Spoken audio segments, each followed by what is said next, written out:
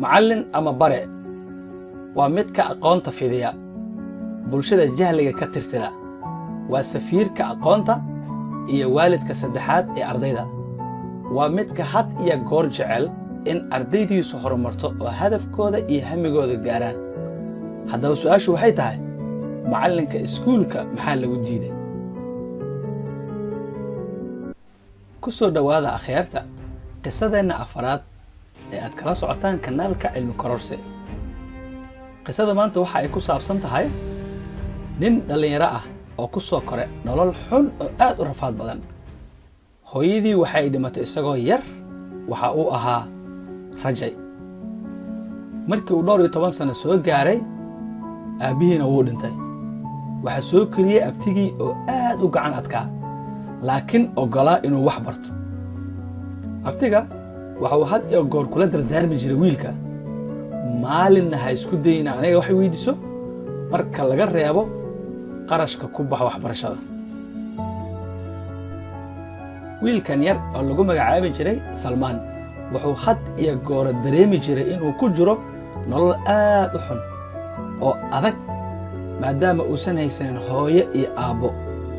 abtigana uu yahay shakhsi qallafsan. ma fahmi jirin in hadafka abtiga uu isaga ka leeyahay ay tahay inuusan cidna isku halayn ee uu wax barto. carruurnimadu waa cadow laga koro. laakiin Salmaan nasiibku siima saacidin. markii uu fasalka 6aad gaaray, waxaa geeriyooday sidoo kale abtigii. Salmaan waxa uu waayay cid ka bixiso waxbarashadii, intaana waxaa loogu sii daray gurigii oo laga soo ceyriyey. waxbarashana ma haysto, gurina ma haysto, cid garab istaagtana ma haysto. Salmaan waxa uu noqday darbijiif, maalintii oo dhan magaalada qaraabta, habeenkiina meesha qorraxda ugu dhacda iska seexda. siduu noloshaasi ugu jira ayaa maalin maalmaha ka mid ah waxa uu la kulmay gaari uusan weligii magaalada ku arkin oo la jiidayo oo la sii gelinayo garaash la rabo in lagu farsameeyo. garaashkuu soo galay, gudaha u galay. wuxuu bilaabay inuu daawado gaarigan quruxda badan leh. waxa uu ka ciladeysnaa matoorka, waxaana bilaabatay in la furfuro. injineerkii makaanikada ahaa isaga oo ku jira furfurista matoorka ayaa mar wuxuu isha saaray wiilkan yar ee meesha taagan.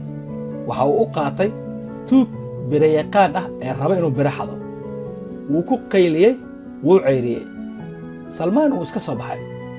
markii uu dhowr tilaabo garaashka soo dhaafay, ayuu haddana mar kale soo xusuustay gaariga quruxdiisa. dib ayuu u soo laabtay. waxa uu mar kale ku soo laabtay garaashkii. injineerkii ayaa haddana ishiisu isqabteen. wuu ku qayliyey, ma dhegaysan. waxa uu ku yidhi, niyo baabuurkan quruxda badan leh ayaan fiirsanayaa sida loo samaynayo waxaas. aniga tuug ma ihi, waxaanan fiirsanaa anigu raalli ahaw. injineerkii wuxuu ku yidhi, haddaadan tuug ahayn, farsamayaqaan maarata inay noqoto, makaanig maarata inay noqoto. wuxuu mar iska yidhi, haa xuurkaa leh, birtan qabo, inta qabo, waxaan soo qabo, halkan soo qabo. halkuu ka howlgeliyey. ninkii makaanikada ahaa, injineerka garaashka iska lahaa, waxa uu waraystay wiilkan yar ee iska socda, haddana diyaarka waa inuu wax barto. Salmaan waxa uga sheekeeyey qisadii noloshiisa soo martay. injineerka oo aad u naxay, qiirooday, aadna uga walwalay, una beer jilcay wiilkan yar ee aan haysan cid garab istaagta maanta, waxa uu go'aansaday inuu mar kale hooyo iyo aabba iyo abtiba u noqdo. waxa uu siiyey meel yar oo ka seexda garaashka. waxa uuna ku yidhi, maalintii oo dhan wax baro, habeenkiina halkaas seexo. laakiin haddii aan ku arko adigoo wareegaya, haddii aan ku arko adiga oo seegseeg ah, haddii aan ku arko adigoon diyaar u hayna wax barato, haddii aan ku arko adigoo sigaar iyo wax lamida cabaaya, garaashka waan kaa ceyrin doonaa. noloshaadii hadda aad ku rafaadsanayd ayaa u noqon doontaa. Salmaan oo arrintii aqbalay, waxa uu bilaabay inuu si fiican wax u barto. waxa uu nasiib wanaag noqday qofka ugu fiican uguna fahanka fiican barashada matoorada gawaarida. muddo kadib waxa uu noqday macallinka koowaad ee matoorada gawaarida wax laga weydiiyo. ee jooga garaashka marka laga reebo injineerka. maalin maalmaha ka mida waxaa u yeeray injineerkii soo wax baray. waxa uu ku yidhi, salmaanow, waana weynaatay, waxna waa baratay. maanta aniga iyo adiga waxaana isku aqoon. bal iska daaya, adigaa iga da'yar oo iga xoog badan, igana faham fiican. maanta wixii ka dambeeyo cilmi damban kuu soo kordhinaya ma jirto. nin yahow shaqayso. waxaadna xor u tahay inaad aniga ila shaqaysato ama in aad garaash kale inta tagto ka shaqaysato ama iskaa u furato. salmaan waxa uu go'aan ku gaaray inuu isagana la shaqaysto injineerkii soo wax baray oo maanta waalid uu u yaqaano. muddo markii uu la shaqaystay ee lacag fiican u ururtay, waxa uu ka codsaday injineerkii inuu u oggolaado inuu iskii garaash u samaysto oo noloshiisa uu gaar ula baxo. injineerkii oo horay fasaxa u siiyey ayaa ku yidhi, wiilkaygiiyow, ilaahay ha kula garab galo, horay u soco. salmaan oo lacagtii wata raadinaya bosition fiican ayaa waxaa dhowr jeer ay kulmeen rag saaxiibbo ah oo u dhadhow. raggii qaar ka mida waxay kula taliyeen inuu dibadda aado, maadaama dibadda looga baahan yahay farsamada u yaqaano. salmaan waxa uu bilaabay inuu la tashado saaxiibbadii si ay ugu soo raadiyaan meel ku habboon garaash. laakiin raggii saaxiibbada la ahaa dhammaantood waxay u soo jeediyeen inuu iska daayo inuu iskii garaash u samaysto ee uu dibadda aado. muddo markii uu arrintaasi ka fikiraya, ugu dambayn wuu ku qancay, wuxuuna go'aan ku gaaray arrintaasi inuu ku dhaqaaqo. nasiib wanaag waxaa u suuro gashay in uu ka taga dalka. waxa uu tegey mid ka mida dalalka hormaray. waxa uu bilaabay farsamadan uu yaqaanay inuu ku shaqaysto. muddo yar gudahood waxa uu noqday injineer caan ah ee aad loo jecel yahay, farsamadiisuna fiican tahay. salmaan waxa uu uruuray qarash fara badan. waxa uuna markan ku fikiray inuu guursado. waxa uu isku dayey meesha uu joogo waddankaasi inuu gabar ka guursado. waxa uu ka waayey gabar uu ku qanco. sababtuna waxay ahayd, gabar weliba ee uu la tashado ama uu ka codsado ama uu damco inuu guursado waxay marka hore hor dhigtaa qarash iyo lacag iyo hanti adduunyo. isaga maadaama nolol adag oo dhib badan uu ku soo koray, rafaad badanna uu soo maray, waxa uu rabaa gabar nolosha la wadaagta oo wax dhaqaale adduun iyo dhalaalkeeda aan danka lahayn.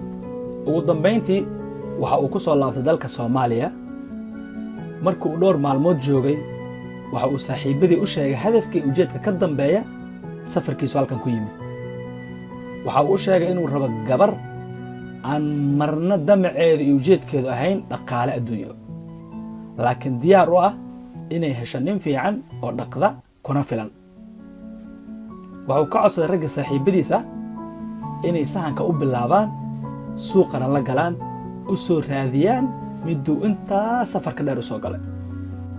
markii dambe waxaa loo keenay gabar oo uu ku qancay muuqeeda iyo dhaqankeeda iyo nolosheeda. markii looga sheekeeyey, waxa uu go'aansaday gabadhaas in la baro. waa la baray, waxa ayna bilaabeen inay wada sheekaystaan. way isfahmeen, way isla garteen inay xiriir samaystaan. guriguu tegi jiray. muddo ayay sidaasi ku socday. markii dambe gabadhu waxay ku dhahday, nin yahow, xagee ka shaqaysaa? shaqadaadu maxay tahay? salmaan wuxuu ku yidhi, waxaan ahay macallin iskuulaan ka shaqeeyaa. gabadhu way yaabtay. hadafka iyo mustaqbalka nolosha ay ka lahayd ma ahayn inay marna la sheekaysato macallin iskuul, marna inay nolosha la wadaagto macallin iskuul. sababtoo ah waxay rabtaa inay hesho nin hanti fara badan haysta, nolosheeda iyo nolosha waalidkeed iyo mustaqbalka ay ku haminaysana ka bixi kara. waxay ku tiri, macallin iskuul maa tahay? wuxuu ku yidhi, haa. nin waxay dhahdaa, adiga macallin iskuul $100 u qaataa. carruurta haddii ay bixin waayaan bishaasina boqolkiimaba helaba. see igu guursan kartaa? nolosheeda see ku maaray rabtaa? wuxuu ku yidhi, noloshaadan anaa ku filan, reerkiinana insha allah waxaan u awoodnaan ku caawinaynaa, walaalay aan isguursanno. salmaan waxa uu aad ugu qancay gabadhan quruxdeeda iyo qiimaheeda iyo edabtii akhlaaqleeda ay leedahay, laakiin waxaa anficila hamiga ee adduunyada ka leedahay iyo ujeedkeeda oo dhan oo ah in ay guursato nin lacag leh. inkastuu lacag leeyahay isaga, laakiin ma rabo inuu marna nolosha la wadaago qof mustaqbalkeeda dhanba ku xirtay hanti adduunyo. salmaan waxa uu ku yidhi, walaalay, anigu lacag ma lihi, macallin iskuul ayaan ahay, laakiin nolosheenna iskuulkaasaan ka beelanaynaa, waana nagu filantaa. walaalay aan isguursanno. way ka diidday. waxa uu go'aansaday inuu u yeedho gabar kale oo guriga ku nool, habaryarna u ah gabadhan uu jecel yahay. wuxuu ku yidhi, noogu yeer habaryartaa. waa loo yeedhay. habaryartuu u soo bandhig. wuxuu ku yidhi, walaalay, gabadhan waan heshiinay, laakiin intan yar macallin iskuul ma rabo. macquul ma aha. la hadal. gabadha habaryarta u tahay la hadal, qanci. way la hadashay. ugu dambayntii gabadha way carruurtay. waxay ku tiri, habaryare, aniga nin faqiir ah oo $100 gacan islaameed oo masaakiin ka sugaaya, macallin iskuul ah ma rabo, ima soo galo, mana i anfaco. waxbaa ii ammaan. hadduu hadda ku anfaca adiga guurso. habaryarta waxay ku tiri gabadhii, wiilkan quruxda badan leh ee ilaahay kuu keenay, qalbigiisana kuu soo jeediyey, ilaahay uma qorin subxaana wa tacaala inuu noloshiisa inta ka dhiman macallin iskuul ahaado, faqri ahaado, $100 aad sheegaysana ku sii jiro. meeqaa shalay hantiila ahayd, maantana faqiir ah. meeqaa shalayto faqri ahayd oo nolol xun ku jirta, maanta nolosha ugu fiican adduunyada haysato. laga yaabee ninkan berinu mustaqbal fiican helo, hanti badanna helo. habaryare, wiilkan harracdayn wuu fiican yahay, waan isbarateena guurso. waxay ku tiri, habaryar, waalidaa ii tahay inaan hadal xun ku idhaahdo ma rabo, laakiin haddii ay saan ku sii socoto inay kelmad xun afkayga ka soo baxda ka cabsoonaa. adiga guurso. salmaan wuxuu ku yidhi, habaryare, gabadhan way i diidday. aniga nin guurdoon ah, adigana gabar fiicanato, waan isbarannay, waan ku arkay qof aad u fiicanataa, haye adiga aan ku guursado. habaryarta waxay tiri, aniga inaad guursato ceeb ma aha, madaxa ii saaran tahay, waana kugu qanacsanahay, meeshaa doontaana kuu raacaa, laakiin waa ceeb gabadh aan habaryar u ahay oo reerkao dhan ku og yihiin oo aba hooyada ku og tahay inaan haddana ka soo tagto aniga ay guursato, waa ceeb. salmaan waxa uu ku yidhi habaryartii, walaalay, gabadhan ma rabto macallin iskuul, anigan macallin iskuula aha. u yeer hooyadeed, u sheeg xaaladda meesha ay noo joogto iyo meesha aan ku kala tegayno. hooyadiyaa loo yeeray, loona sheegay arrintii. hooyada way dhex gashay, waxay isku dayday inay gabadheeda qanciso, laakiin nin meelu caddahay meelu ka madow Soomaalidu tiraahdaa, way diidday. waxay tiri, lacag amuu leeyahay ninkan, ma rabo macallin iskuul, meelna igama soo galo, hore ha ii dhaafo. salmaan waxa uu ku yidhi hooyadii, hooyo, waa u jeeddaa gabadhaadu way i diidday. haddii ay i diidday, waxaan rabaa inaan guursado walaashaa, kula dhalatay, isku facay yihiin gabadhaada, aan guursado. hooyadii walaasheedii la hadashay, waxay ku tiri, walaalay, ma rabtaa inaad guursato? waxay tiri, haa, haddii gabadhaan habaryarta u ah xumaan berritay arki doonin. hooyadii waxay ku tiri, tan annagoo wada maqlaynay diidday, ninkan guurso, hadduu ku anfacayo guurso. waxay ku tiri, salmaanow, diyaaraan ku ahay walaalow, soo diyaar garow, diyaaraan ku ah. isla meeshii iyadoo la fadhiyay ayuu wuxuu maamadii ku yidhi, maalinta khamiista ee soo socota waxaan soo doonanayaa gabadhan, waxaan kaa codsanayaa inaad aabbana u sheegto, siina diyaar garowdaan. maamadii waxay ku tiri, diyaaran nahay, waan idin sugaynaa. salmaan waxa uu reerkii u yimid maalin Arbaca ah. waxa uu ciddii u keenay lacag $1,000 ah oo waagaa lagu guursan karay gabadha oo dhan. hooyadii markii aragtay lacagtii way yaabtay, madaxa weynaaday, gabadheedii wacday. waxay ku tiri, inkaar allah kugu rido, arag ninka wuxuu lacag keenay, waa macallin iskuul, laakiin nin lacag haysta waa. waxay tiri, hooyo iska dhaaf, meelahanuu ka soo deensaday, waa lagu leeyahay le, berri markuu guursado habaryar anaa ku tusaa iyadoo ordayso meeshaan adaa arki doona. soo doonashadii aa dhacday, gabadhiyaa la soo doontay. waxa uu ku yidhi maalin heblana guurkan ka dhiganayna. intaan guurkii la gaarin waxa uu gabadhii ku yidhi walaale soo bax, gabdhaa kuu imaanaya soo raac, gurigaaga soo arag u imow. gabadha waxay hore u sii waday, gabadhii habaryarta u ahayd Salmaan hore u diiday iyo walaasheed. waxa ay tageen suuqa, waxa ay soo iibsatay dahab aad u fara badan. gabadhiina waxay u iibisay dahab yar. waxay ku tiri habaryaree, adigana Salmaana wuxuu ku yidhi ha loo iibiye hoo. iyadoo niyad jabsan, qalbi dilaacsan, aad u murugaysan ayay waxay soo qaadatay dahabkii yaraa ee loo soo iibiyey. markay guriga timid waxay tiri alla maxaa aniga habeen iyo goor ku fikiri jiray inaan helo nin hanti badan. iriddu inta ii soo garaacay, guriga iigu yimid asoo dhar macallin iskuul wata. maan iska raaco, maanta meeshii aniga aan ku haminayay waan joogi lahaa. hooyadii waxay ku tiri gabadheedii, waa kaa ninkii hantiilaha ah ee dalkaas ka yimid oo waxaasoo lacaga haysto. waa taasaa gabadha maanta habaryartaa ku baashaalayso. maa guursatid maanta meeshaan waa ii dhaafi laheeda, mustaqbalkaan rabay adina aad rabtaa heli laheeda. habaryartii oo aqbashay in ay ka farxiso ninkan maskiinka ah ee macallinka iskuulka ah, wuxuu ilaahay ugu beddelay inay hesho hanti adduunyo iyo nolol farxad leh iyo nin had iyo gooro waxa ay rabto inuu siiyo diyaar u lahaa. sheekadan waxaan ka faa'iidaynaa kow, in aan maskiinka maryaha xun siita minanka laga soo oodanin oon meesha looga tegin. in aan marna mustaqbalkaaga muuqa qofka iyo maqaamkiisa aadan ku xiran. in qofka ku qanciya lala qabto qorshihiisa loona qaado qaabka uu doono.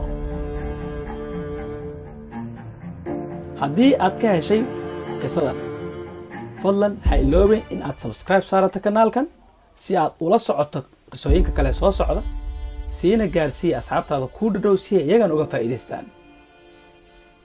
mahadsan idiin dhammaan.